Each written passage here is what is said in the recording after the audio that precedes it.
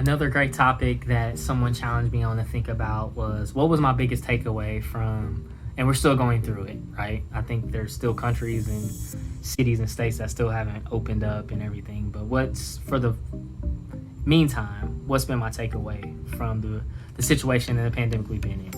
My biggest takeaway is this is one of the biggest growth, learning, and development opportunities ever. This is time to find those skills, talent, and passions, those things that you wanted to develop, the things you always wanted to do. The time now to go research, get new knowledge, and get new skill sets. So I think for me, that's been the biggest takeaway during this time, is finding opportunities to thrive and grow and making sure you're doing that on a daily basis.